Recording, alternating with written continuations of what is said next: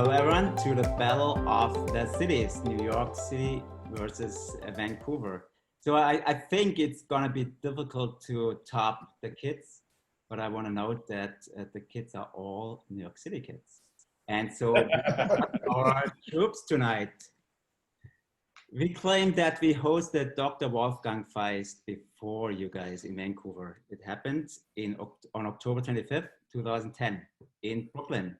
Of course, we are a little bit younger there, and some have hair, some don't, but we are still very enthusiastic about Passive House, of course. We also, I think, hosted a symposium or Passive House conference before you guys, thanks to Ken, who still pushes the conference, which is an important part of the Passive House kind of community. We did it in 2012. We had only 90 people, so we started very small, but of course, we grew to quite a large number. We had last year's conference, NAPHN conference, which we hosted in New York City. We had over 800 attendees. So since we are doing stuff big here in New York City, we also have the tallest Passive House infill.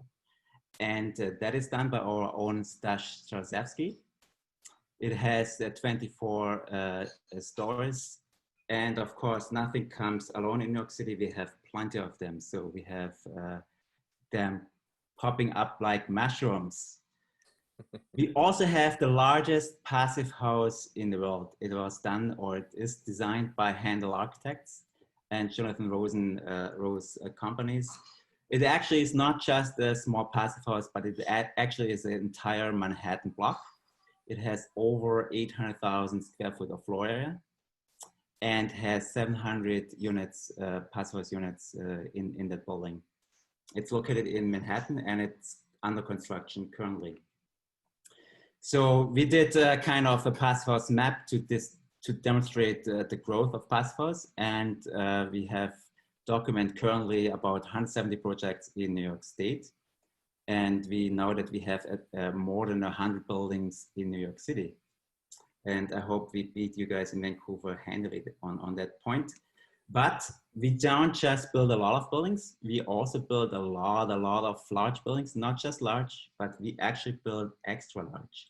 We build a lot of extra large buildings in Manhattan and in the Bronx. And it's kind of a new trend for affordable housing architects to build large Passive House buildings. But New York City can do small as well. We probably built the oldest Passive House compared to you guys in Vancouver. It's done by Baxter Ingui Architects. And it's, of course, nowadays a very modern and new Passive House buildings.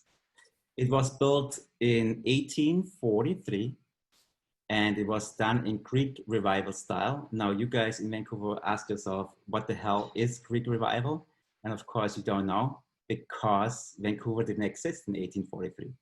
So therefore, you wouldn't really know what that is.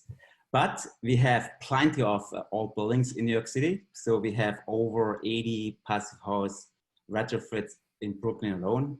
And therefore, we have quite a large expertise in Passive House retrofits. We have Dylan. And Dylan is the world's youngest certified Passive House designer. If you believe it or not, it's probably true. And I can see behind Scott, there's some ambition as well.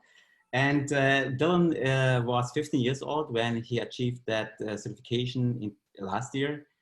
He was in 10th grade and he went to LaGuardia High School. So thanks, Dylan, and maybe you can toast later on and tell your story, but his dream job is to be an architect, good luck with it, or an engineer. But now Battle of the City would be completed with some sort of collaboration. I think that's very important to push each other. When we decided to do the Icebox Challenge, we of course received the fully constructed Passive House boxes straight out of Vancouver. It came on a big truck and it came with Sean. It was amazing. We had to do nothing except spice it up a little bit Brooklyn style. So a graffiti artist was hired from Belgium, Ollie B, and he did, I think, a very good job to spice those white boxes up a little bit and gave it some sex appeal. So we claim that New York City has the hottest and most colorful scene in the world, Passive House in the world. And so I would like to thank everyone, and especially Vancouver, for pushing us. I think it makes sense for cities, large cities, to push each other and get to a higher ground. Thanks, guys. Nice, Andreas. All right, Scott, you are up, man. I think he has to unmute first. Mute myself. I guess he's ready. Okay, hold it. Now that should be the minute now.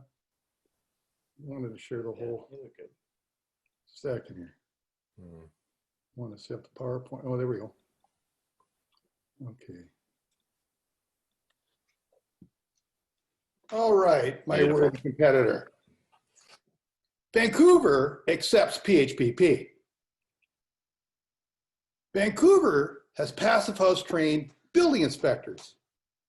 Vancouver accepts thick walls from floor area. Vancouver gives a 5% density bonus for multifamily passive houses. They now give a 16% density bonus for single family passive house and 18% for duplexes. Vancouver's mandated zero emissions for heating and hot water in residential projects 3 stories and under, and there's a subsidy for heat pumps. Vancouver has Chris Higgins, Andrea Wickham, and SAILEN Black. New York City has Cornell Tech, but Vancouver has the huge BCIT High Performance Building Lab. New York City has nothing. Columbia. Now, 475 acknowledged Vancouver's leadership and set up shop in Vancouver, but they forgot Canada's bilingual. Americans are coming because Passive House is happening in Vancouver. Vancouver has certified Passive House window manufacturers. We have certifiers, and we've recruited PRUDENCE VR from the USA. We've initiated the Zero Emissions Building Exchange, and the Net Zero Challenge winners are a really great selection of projects, all coming to market soon. Passive House Canada has trained hundreds of local Vancouver architects, builders, engineers, and designers in the Passive House principles. Oh, and we have Monte PAULSEN. Vancouver's building small passive houses. We've built large passive houses. We're building more large passive houses. Oh, and more large passive houses. And we're building tall, Starchitect designed passive houses. And the one on the left was approved last night's council meeting because it was a passive house.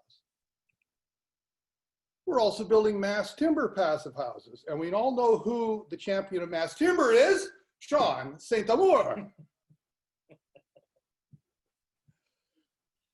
Surrey, which is a suburb of Vancouver, has built a Passive House community center. Unfortunately not open because of COVID. Waiting for its official ceremony. Vancouver's building a Passive House fire hall. Vancouver architects are designing northern passive houses. The province of BC is building northern passive houses. And BC and First Nations are building modular passive houses. New York architect Robert Stern had to come to Vancouver to build his first passive house. In 2010, Canada versus the USA, Canada won the gold medal. The BC Energy Step Code uses the City of Vancouver energy modeling guidelines. All new buildings in the City of Vancouver are to meet zero emissions by 2030.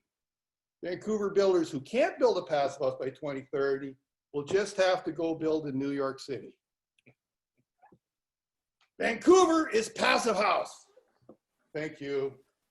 We're sorry. And P.S. We have Dr. Bonnie Henry. Be calm, be kind, and be safe. Happy Canada Day.